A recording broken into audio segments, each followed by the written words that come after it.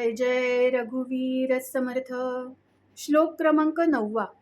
समर्थ या श्लोकामध्ये दुसऱ्याच्या धनाची अभिलाषा धरू नये आणि त्यामुळे कसं आपलं अधःपतन होतं. समजा आपण अशी अभिलाषा धरली, दुसऱ्याचं धन, दुसऱ्याची वस्तू ही आपल्याला पाहिजे कुठलेही कष्ट न करता, तर पापसंचय होतो आणि त्यामुळे आपलं अधःपतन होतं. मी आधी श्लोक आणि नंतर मारुती बुवा यांनी लिहिलेला अर्थ वाचून दाखवते आहे. नको रे मना द्रव्य ते पुढिलांचे, अति स्वार्थ बुद्धी नरे पाप सांचे. घडे भोगणे पाप ते कर्म खोटे, न होता मना सारिखे दुःख मोठे.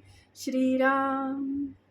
हे सज्जन मना, धर्मांध मोहांध होऊन स्वकीयांच्या धनाची, आप्तमित्रांच्या धनाची आशा बाळगू नको. कारण परधनाच्या आशेने अधिकाधिक मोह वाढत असतो. अत्यंत स्वार्थबुद्धीमुळेच पापाचा संचय होतो. पाप हेच दुःखाला, पुनर्जन्माला कारणीभूत होते. ज्या कर्मामागे धर्मांग नाही, नीती मर्यादा नाही, असे खोटे कर्मच पापाचा संचय करते. पापाचे वळले शरीर, पापची घडे तदनंतर, अंतरी रोग परी वरी उपचार काय करी. जीवनात पापामुळेच कर्तृत्वाला यश येत नाही. अजाणतेपणाने केलेल्या कर्मात अपयश येत असते. कोणतीही गोष्ट मनासारखी झाली नाही की मनाला मोठे दुःख होते. जीवनात आध्यात्मिक, अधिभौतिक, अधिदैविक असे हे 3 ताप असतातच.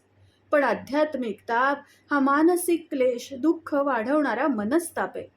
मनस्ताप, पश्चाताप, मनोद्विग्नता असे हे मानवी जीवनाचे अधःपतन करणारे मनोविकार आहेत.